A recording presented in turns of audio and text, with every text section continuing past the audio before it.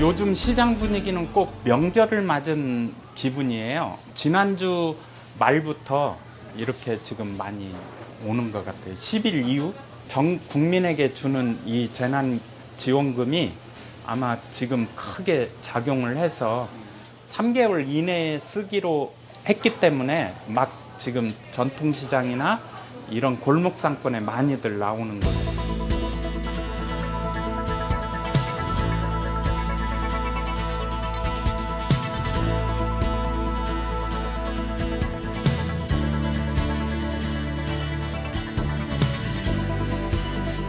재난금으로 해주세요. 네. 이 코로나 때문에 아무래도 좀 다니는 게 꺼려지지요. 그런데 이제 어저께 재난지원금도 받고 그래서 좀 장을 좀 보러 나왔어요. 아, 오랜만에 장 보러 나오신 거네요. 네. 오늘 뭐뭐 사셨는지 좀 보여주실 수 있으세요? 네. 뭐 콜라도 사고요. 많이 사셨네. 우유도 사고 그랬어요. 많이 사셨네. 이게 다 재난지원금으로 사신 거예요? 네? 그렇죠. 이 재난지원금으로 이렇게 쇼핑해 보시니까 뭐 어떠세요, 어머니? 글쎄요. 좀 그래도 나라가 그래도 부자니까 이런 거 탈 수 있겠죠. 옛날 생각하면 고맙죠. 옛날에는 엄청 어렵고 못 먹고 살았잖아요. 근데 그래도 우리나라가 이 정도 잘 살으니까 아무튼 감사하게 생각해요.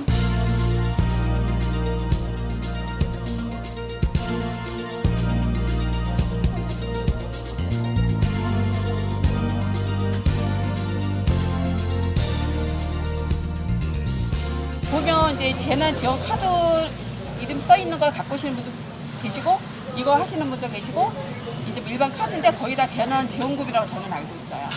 많이들 쓰세요. 확실히 재난지원금 때문에 이 경기가 좀 좋아진 거는 사실이에요. 예, 많이 좋아진 것 같아요.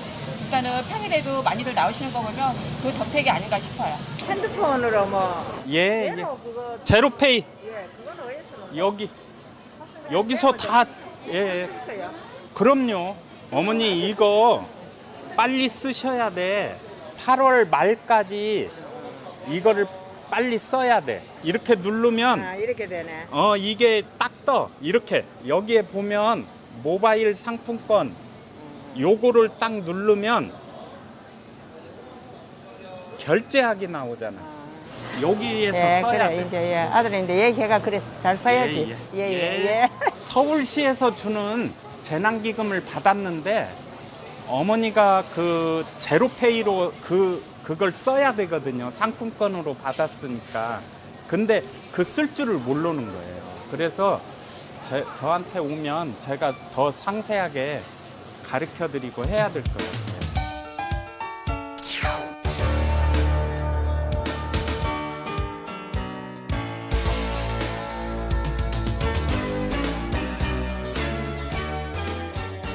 저 5월 11일로 알고 있는데 그때 이제 뭐 지원금이 나온다라는 얘기를 들었는데 그 주 한 목요일부터 조금씩 손님들이 이렇게 카드 이렇게 받으신 걸 갖고 오시더라고요. 그때부터였던 것 같아요. 지금 같은 경우는 그래도 예전 코로나 이전의 매출 정도까지는 다시 복귀할 수 있게끔 올려준 것 같아요.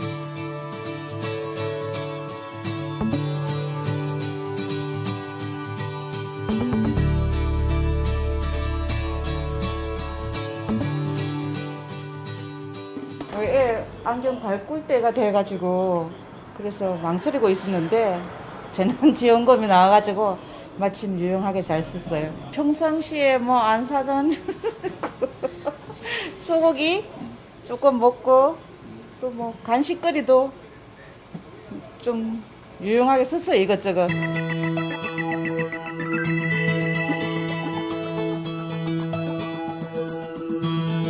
이 정부 재난지원금은 대형마트나 이런 대기업 유통재벌들한테 못 쓰게 해놨잖아요. 그래서 이런 서민 자영업자들이 하는 가게들이 직접적인 효과를 보는 것 같아요. 그래서 이런 효과를 나타내기 위해서 좀 몇 번 더 했으면 하는 그런 거를 좀 제안하고 싶어요.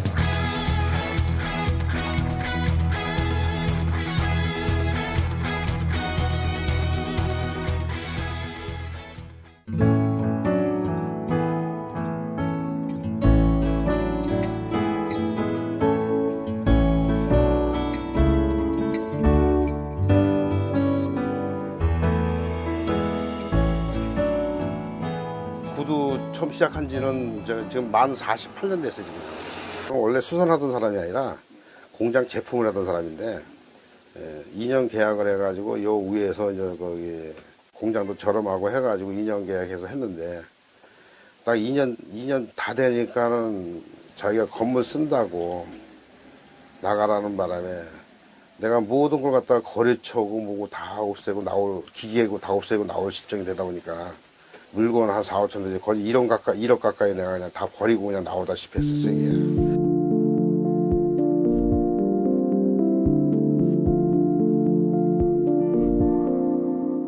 코로나 사태 터지기 전에는 제가 매출이 한 200은 됐어요. 예, 200은 집세 내고 가게세 내고 집세도 월세니까 그다음에 여기 뭐 먹고 부식비 뭐 물건 사고 뭐 하고 해도 한 200도 충분한데 지금 뭐 한 달 매출이 지금 뭐 한 돈 100만 원으로 뚝 떨어져 버리니까 절반이 뚝 떨어지니까.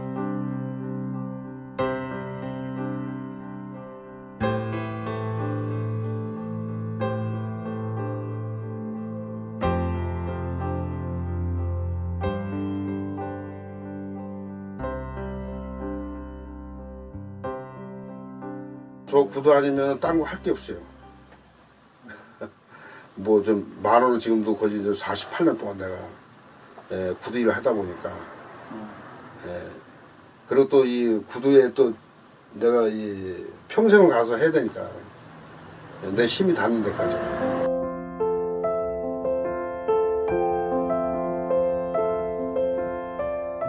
이거는 생각지도 않았던 건데.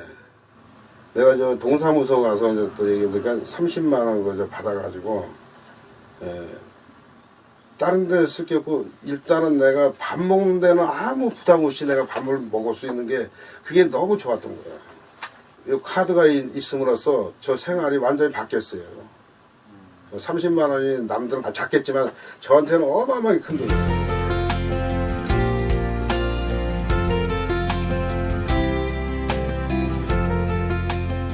그거 신청하게 되니까 내가 어저께 잠을 못 잤어요. 들떠서 또.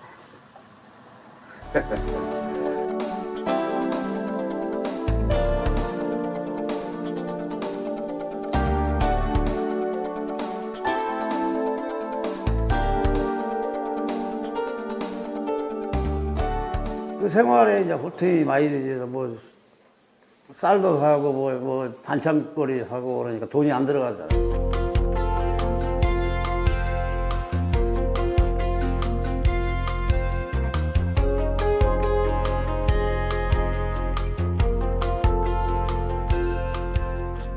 한 평 들까 말까 하는데도 혼자 살거든. 그래서 서로들 이제 말도 않고 상막어지고 코로나 때문에. 그 노동일 하는 사람들은 이제 일 못 가가지고 힘들지요, 이제. 없는 사람이니까 그 정부에서 주니까 고맙기는 고맙죠.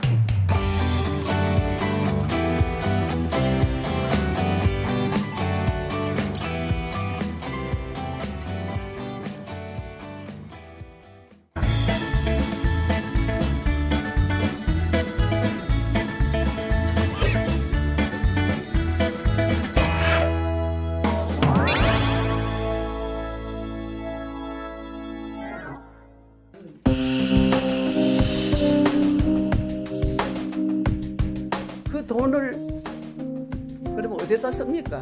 이것은 정말 할머니들한테 쓰는 게 아니고 도대체 어디 쓰는지 쓰는 적이 없습니다.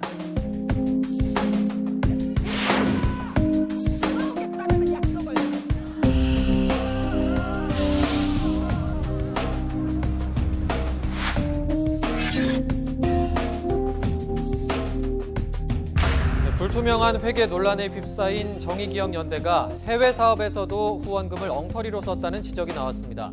정의기억연대와 윤미향 당선인을 둘러싼 후원금 논란이 이번에는 위안부 피해자 할머니들을 위한 쉼터 관련 논란으로 번졌습니다.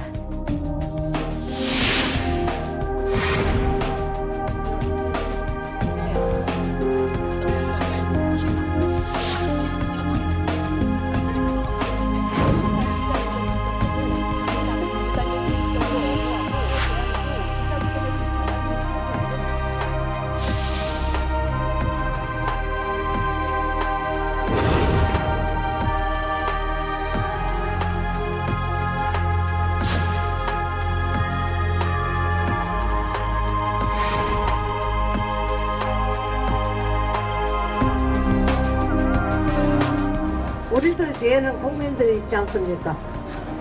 국민 여러분들이 끝까지 우리들의 일이 해결나도록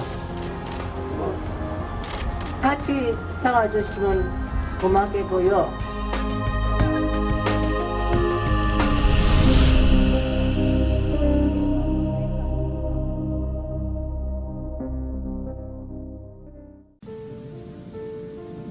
인간신도 위안부로 강제로 끌려갔던 토마스님,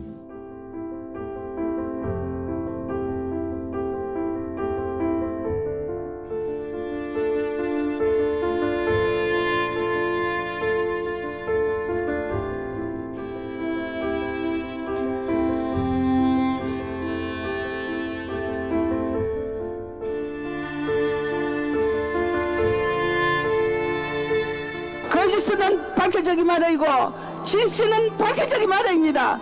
우리가 이겼습니다.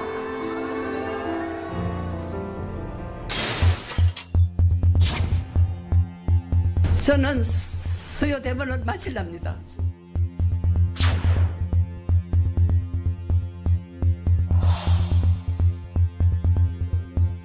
수요일마다 대모로 갔습니다. 그런 분들이 다 십시일반으로 자꾸 돈을 내지 않습니까? 그 돈을 그러면 어디다 씁니까?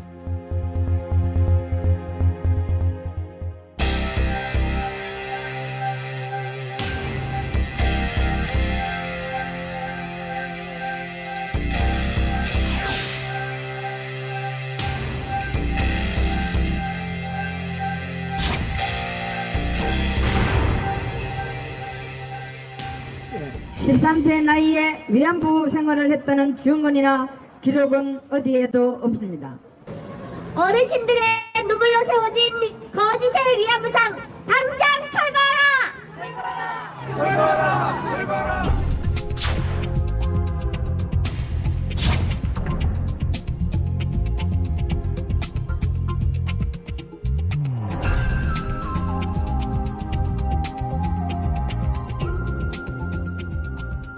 집회 중단이라든지 그런 부분들 주장하고 계시다고 하셔가지고 저희 인터뷰 요청 좀 드리려고요. 당분간 안 하기로 했고.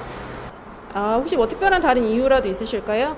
최근에 우리가 손해상 철거 수요 집회 중단 요구를 하는 것을 두고 마치 지금 정대협 사태에 갑자기 끼어들어서 그런 요구를 하는 것처럼 그런 식으로 외국 보도를 하는 방송이 많아서 그런 이유로 인터뷰에 응하지 않기로 했습니다.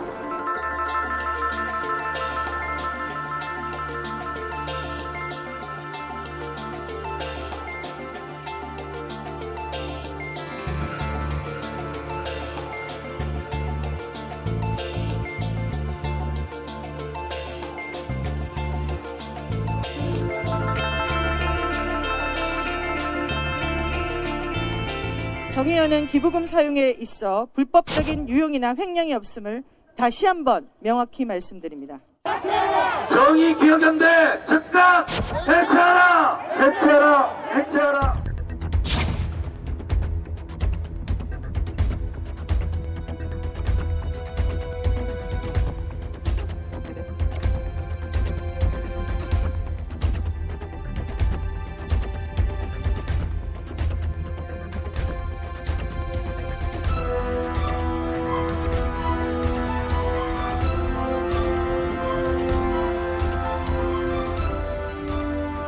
제가 길 건너편에서 청소하고 있었는데 소녀상이 욕을 하면서 이렇게 왼쪽 뺨을 때리고 있더라고요, 사람이. 그래서 올라와서 보니까 요 머리 크기만한 돌을 소녀상이 찍고 있더라고요. 그래서 제 뒤로 다가가고 돌을 뺏은 다음에 딱 돌아봤는데 바로 이제 또 때리더라고요.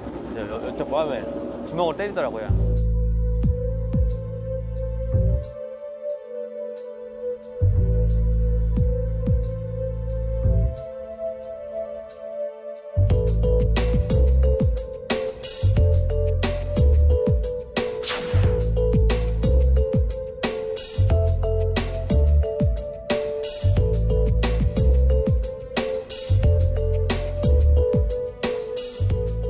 역사 의식이 없는 젊은 사람들 진짜 열받더라고요. 되게 뜻깊은 건데 그거를 그렇게 한다는 것 자체가 좀 안쓰럽죠. 내 마음이 터질 것만 같아. 누군지 한번 보고 싶어. 어떤 사람인가 보고 싶어. 그러니까 누가 그랬나. 내가 알고 있는 그 소녀상이 아닌가? 소녀상은 여러 군데 있지만 숲속동이라 하니까 이게 아닌가 싶어서 지하철 타러 가다가 다시 한번 들여다봤어요. 아유, 그래도 이만하기 참 다행이네요.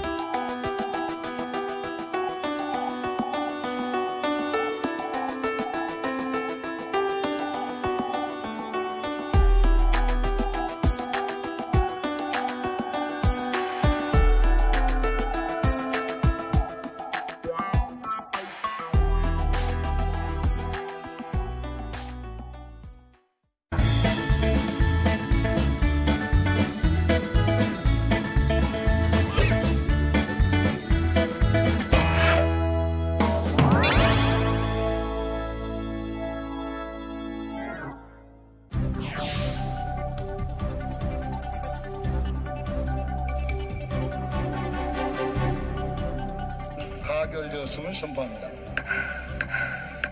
가결되었음을 선포합니다.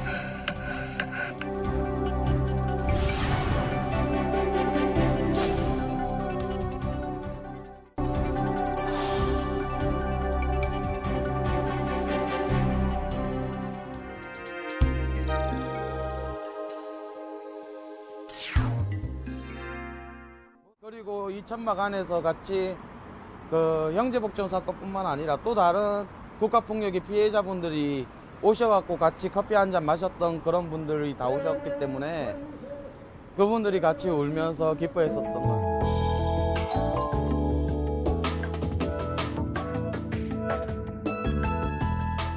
진상규명이 피해 당사자들이 가장 원하는 것들인데 계속 배보상 문제로 법안이 폐기가 된다면 안 되니까 이번에는 진상규명을 위해서라도 그걸 빼자. 일단 그 위원회 구성이 좀 축소되는 부분에 대해서 큰 걱정을 많이 하고는 있지만은 일단 판을 아예 안 깔아놓고 처음부터 다시 시작해야 하는 것보다는 판부터 깔아놓고 그 다음 이제 21대에서 할 수 있는 역할을 계속 만들어 가자 하는 게 맞는 것 같아서 이제 그렇게까지 된 것 같아요.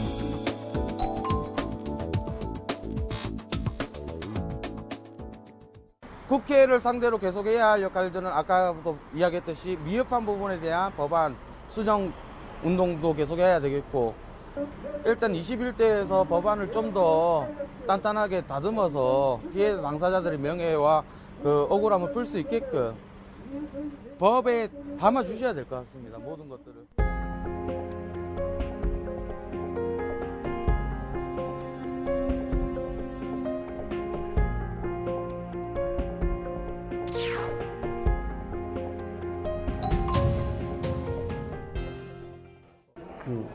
가슴이 정말 떨렸어요.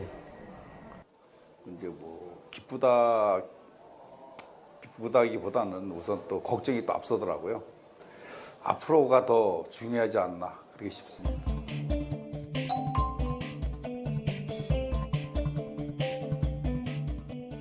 민간 잠수사 25명 중에서 부상 입은 처음에 수상구조법으로 의해서 해경의 치료 지원 보상을 받게 돼 있는데 수상구조법에 들어가 보면 여전히 무슨 트라우마라든가 잠수병에 관련된 것들, 특히 골개사 같은 게 빠져 있어요.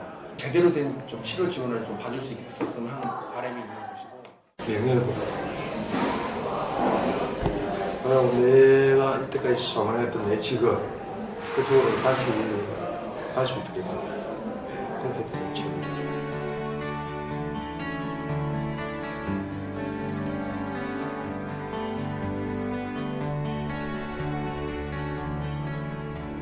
다짐을 했었는데 꼭 통과를 시키겠다.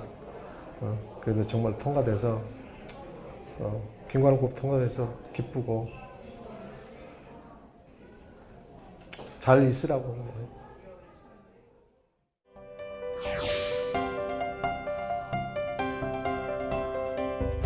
빨리 진상규명이 되고 책임자 처벌이 잘 이루어져야 다시는 이런 일이 일어나지도 않게 되고 또 사고가 일어나더라도 또 사후 처리를 빨리 할 수 있게끔 어떤 그런 시스템도 필요할 거고 그런 것들이 이제 앞으로 해야 될 일들이라고 생각하고 있습니다.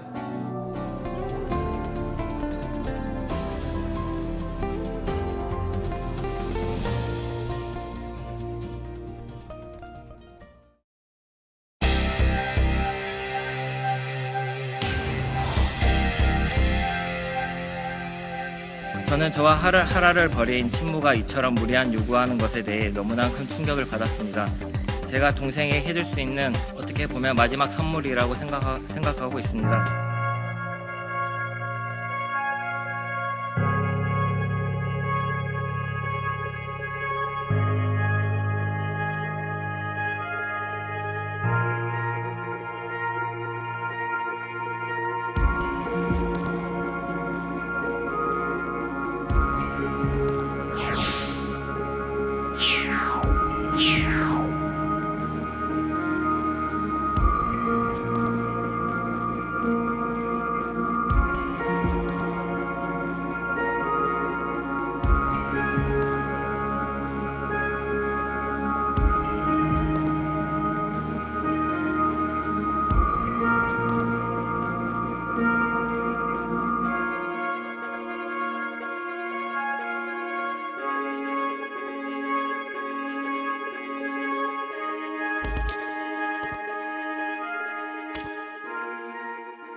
하라 씨가 9살, 호인 씨가 11살 때 어머니한테 버림받은 이후에 그 친척집을 전전하면서 서로 의지하며 살아갔었거든요. 그 아픔이 많이 남아있어요.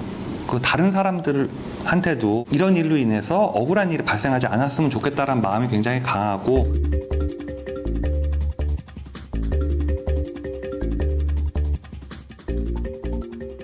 원칙적으로는 법정 상속분대로 인정받게 되어 있습니다.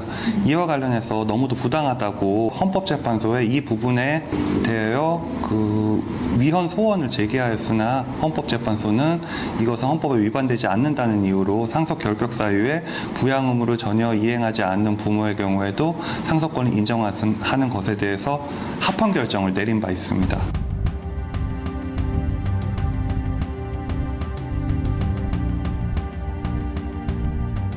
세월호 때라든지 천안함 때라든지 자식을 버리고 떠난 부모가 사망보험금을 타기 위해서 또는 사망 보상금을 타기 위해서 갑자기 등장한 경우가 언론에 왕왕 보도되었고 그때마다 사회적 공분을 샀었지만 법 개정 논의는 그때뿐이었고 결국은 지금까지 법 개정이 안 되고 있는 상황이었습니다.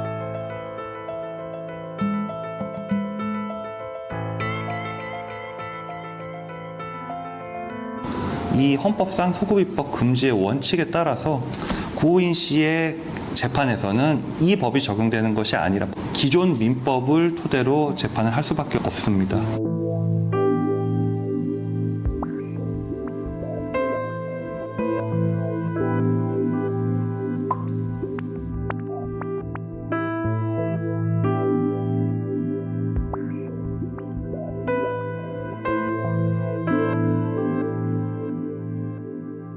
현저히 해탈했다는 것의 의미를 좀 구체화시켜서 많은 국민들이 보편적 상식과 정의의 관점에 비춰 공감할 수 있는 안을 계속 연구 중에 있습니다. 최대한 빠른 시일 내에 그 문구를 완성시켜서 1호 법안으로 제출할 계획입니다.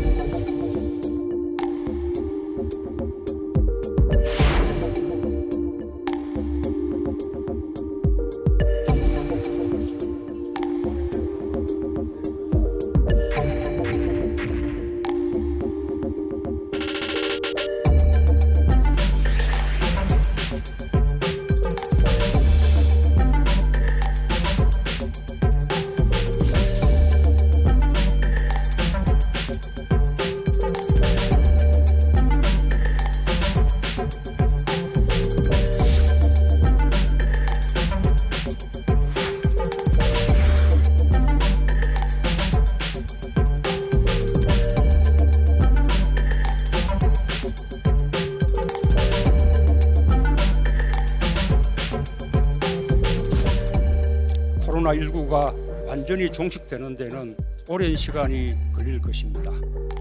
위기를 기회로 바꾸지 못하면 살아남을 수 없습니다. 국회의 공감과 협조가 매우 중요합니다. 입법을 통해 뒷받침해 주실 것을 당부드립니다.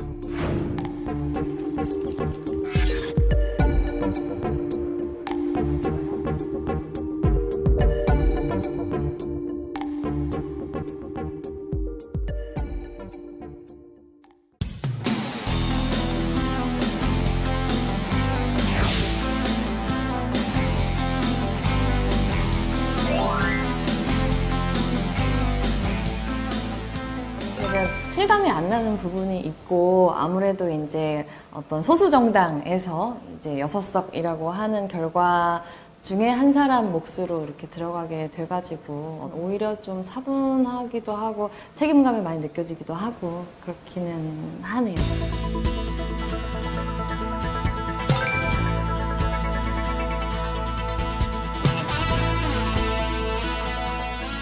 시민이자 이제 창작하는 사람으로서 우리 사회가 이제 장애가 있든 없든 함께 모두가 지역사회에서 살아갈 수 있게 되는 데에 어떤 방식으로든지 제가 기여할 수 있는 부분을 하고 싶다고 생각했어요. 어떤 법안이나 정책이나 이런 것들을 통해서 굉장히 강하고 빠르게 변화할 수 있는 부분들도 있기 때문에 이번에는 정치에 도전해서 그런 방법으로 변화를 만들어 보자라고 결심을 하게 됐습니다.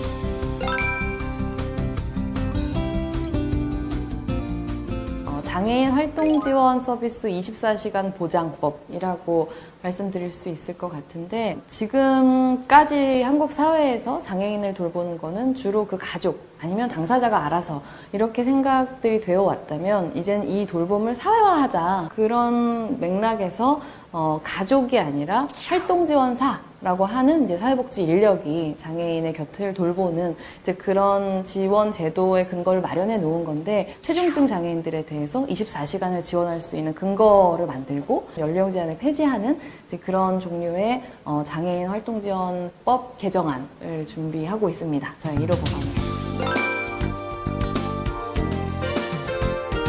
20대에 비하면 이제 2030 국회의원이 3명에서 13명으로 어쨌든 이제 많이 늘어났죠. 그 안에서 초당적으로 그런 청년에 관련된 의제들에 대해서는 추진을 해야 된다라고 하는 공통된 어떤 의식 같은 것들은 좀 있다고 생각을 하고요. 그리고 무엇보다 이제 청년기본법, 이 시행령들이 만들어지고 있잖아요. 그 과정에서 어떤 제대로 된 법안들이 만들어질 수 있는 가교 역할을 하는 것도 굉장히 중요하다고 생각하고 있습니다.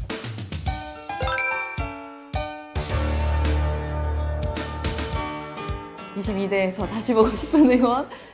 어려운 상황일지라도 원하는 게 있으면 그래도 그걸 끝까지 포기하지 않고 계속 관철해서 어떤 방식으로든지 이뤄나가는 것. 저는 그게 되게 평범한 위대함이라고 생각하거든요. 그래서 그런 종류의 평범한 어려운 상황 속에서도 마지막까지 어떤 우리 사회의 평등의 가치를 손에서 놓지 않고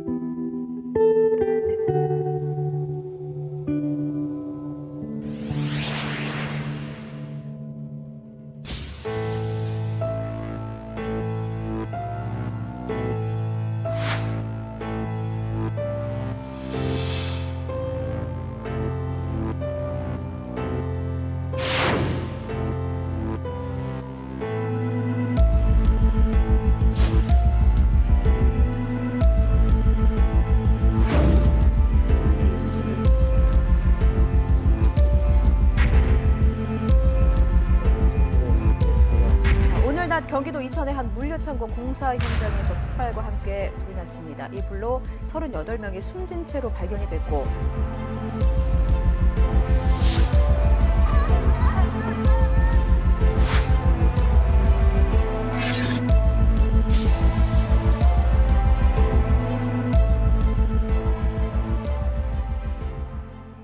안녕하십니까. TV민생연구소 수석연구원 박철민입니다. 저는 지금 서울 지하철 2호선 구의역 9회 4 승강장에 나와 있습니다.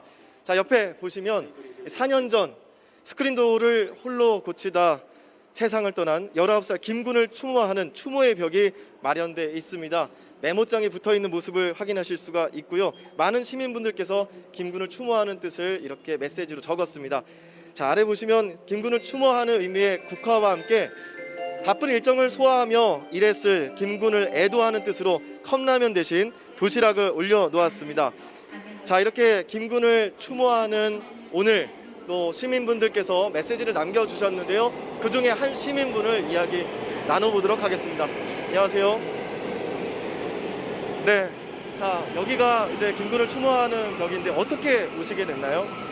네, 저는 평소에 여기에 거주하는 시민으로서 출퇴근하면서 항상 오고 가는 곳인데 오늘 퇴근하다가 방문하게 되었습니다.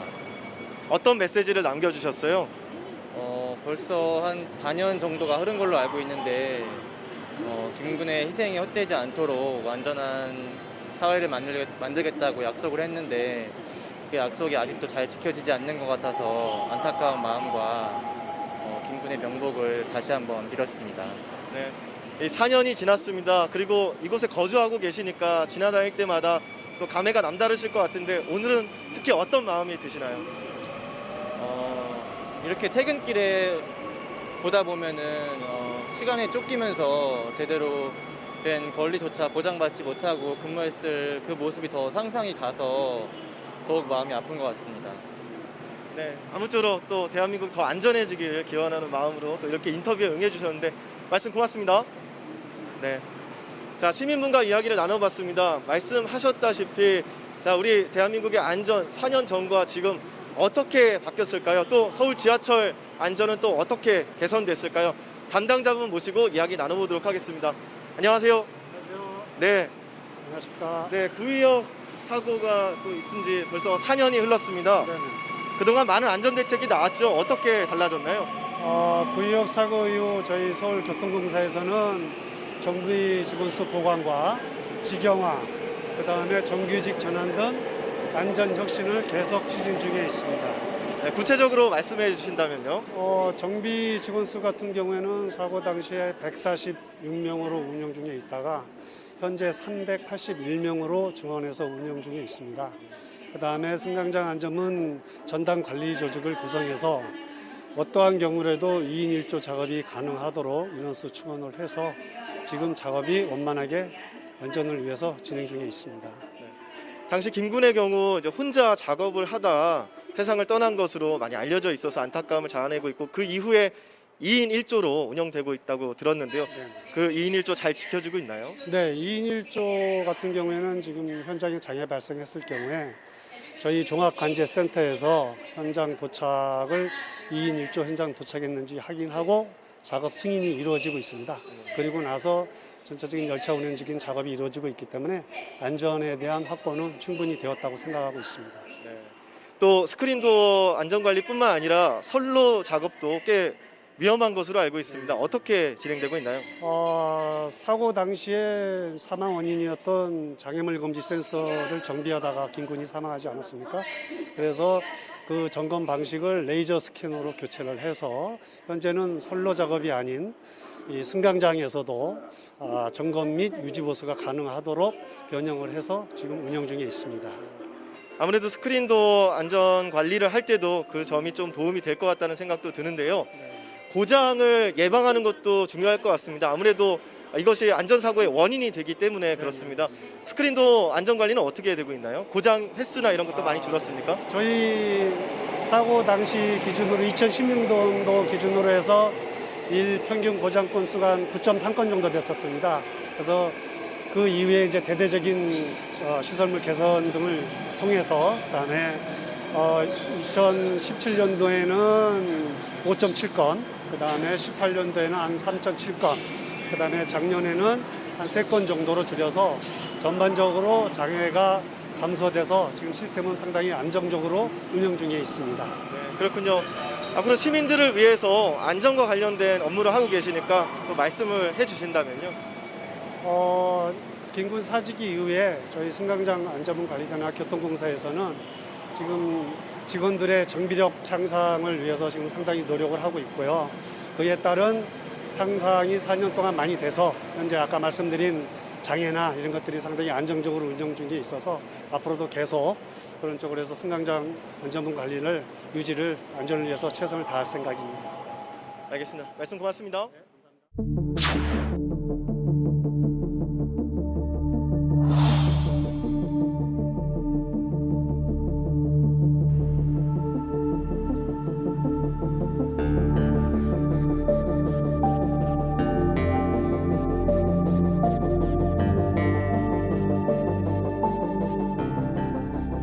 왜냐면 여기 일하시는 분들 어차피 그러니까 여기서 실질적으로 일하시는 분들 다 동네 분들이시거든요.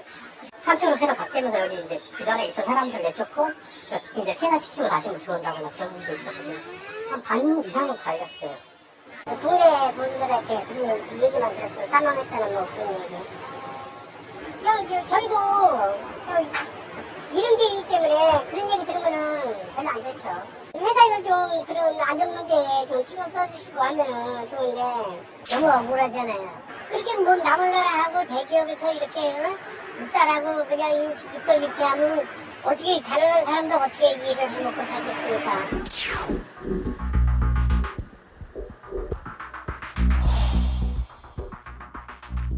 아들 어떡하냐고 거의 뭐 우짖으면서 아버지가 회사에 사고 나서 위독하다라고 전화를 받으셨나요?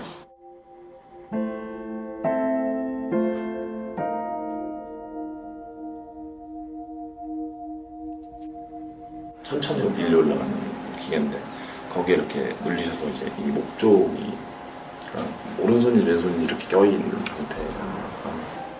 옆에 누군가 있었다면 박지 않았을까 이런 생각이 자꾸 드는 거죠.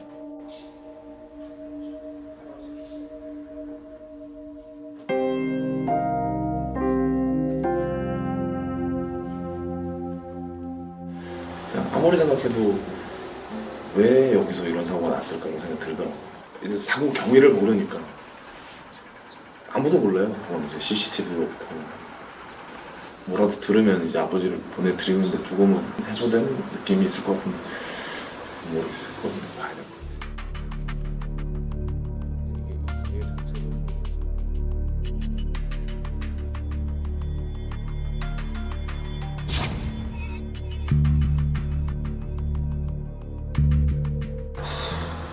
지금 이 시점이 되면서 사실 이 정도 되면 어느 정도 수사 결과도 들을 수 있을 줄 알았거든요. 사건의 정황을 파악하기 위해서 압수수색을 하는데 10일째 한다면 뭐가 남아있을까 이런 생각이 들어요. 믿을 수가 없어요, 아무도.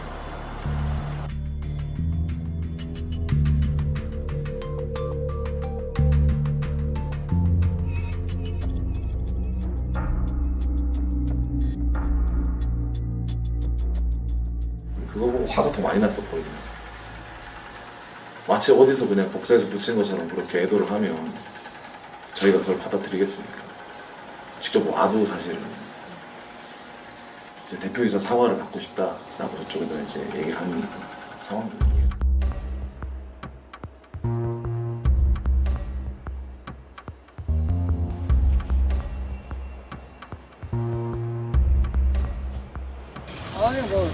아니 일단은 연락을 해야 되니까 확인해야 되니까 뭐 일부러 약속한 건 아니고 사전에 뭐 약속이 돼 있으십니까? 아니요, 약속은 안 돼 있고 전화 통화를 안 돼가지고요. 예, 안녕하세요. 여기 재영역팀의 이라고 합니다. 네, 때문에 오셨는지. 그 재해자 발생한 거 있잖아요. 5월 13일 날. 네네네. 그 부분에 대해서 좀 선배 측 입장을 좀 듣고 싶어가지고요. 지금 저희가 외부 팀원들이 다 나가 있어서 오늘 좀 어려울 것 같은데. 아, 그러면은 언제 뭐 약속을 잡고 다시 올까요? 좀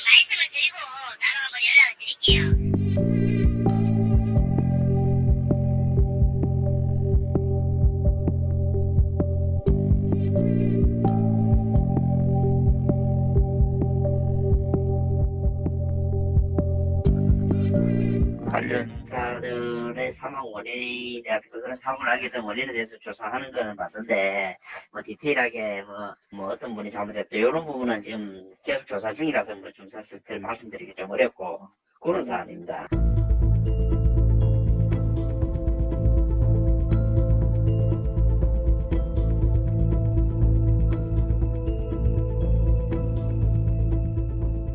한 근무지에 2명이 같이 근무하는 게 2인 1조잖아요. 업무 과정으로 지금 이거는 혼자 근무하는데 벅차다고 얘기가 지금도 나오고 있습니다. 예전부터 얘기가 나오고 있고요. 사망 사고가 나면 일단은 보상에 유족하고 보상의 문제만 마무리가 되면 그냥 아무 일이 없었다는 식으로 계속 그래 해왔습니다. 이 회사가. 정말 이제는 안 다칠 수 있게끔 같이 노력해서 해야 된다고 보고 그러면 충분히 저희는 안전해진다고 봅니다.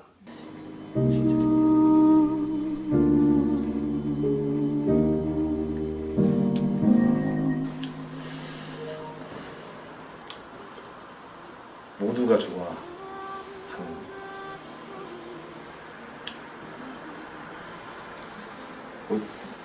모두가 좋은 사람이라고 하면 그런 분이 좋아지고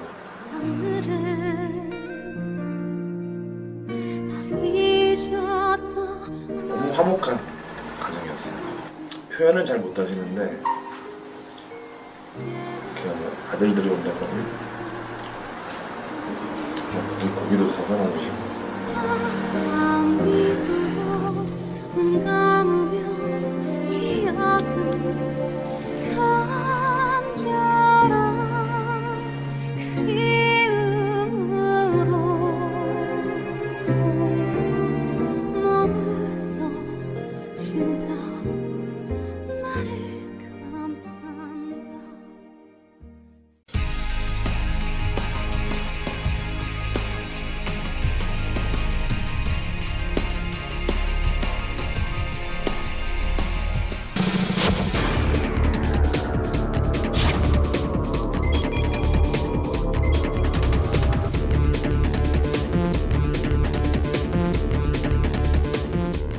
씩 해서 재계약하고 재계약했던 게 가장 흔한 것 같습니다.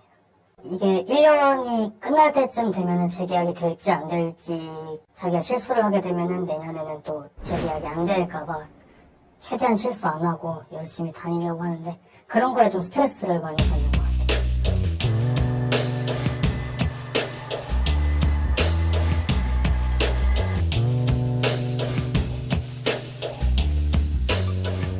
나이가 주변 사람들보다는 좀 어려가지고 무시당하나 좀 그런 느낌도 좀 있었고 체질식을 맞춰서 한 150만 원 정도를 받았어야 되는데 그게 150만 원이 안 되고 회사 운영비 이런 걸로 빠지다 보니까 120만 원? 100만 원 선이었었던 것 같아요.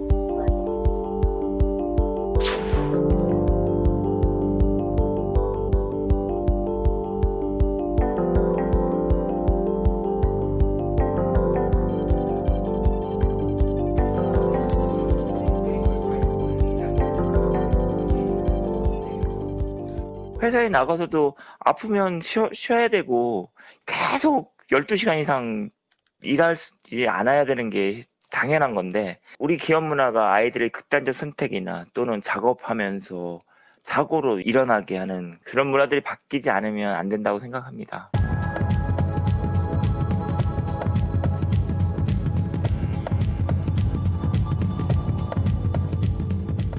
급여를 덜 주거나 일을 추가적으로 더 얹혀주는 이런 식으로 가다 보니까 고졸을 취업을 하고 나서 뭐 후회를 한다거나 그래서 좀 대학 진학으로 이제 진로를 바꾸는 것 같고 이제 기성세대 분들, 사회에 먼저 나가신 분들이 좀 더 많은 도움을 주셨으면은 이런 자리가 고졸 취업을 하는 친구들도 많아지고 고졸 채용도 훨씬 더 많아지지 않을까 생각을 하고 있습니다.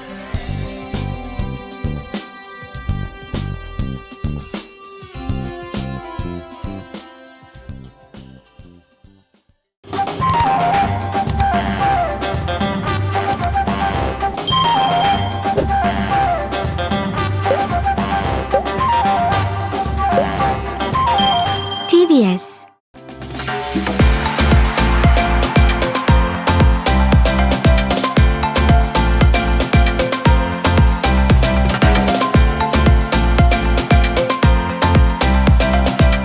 TBS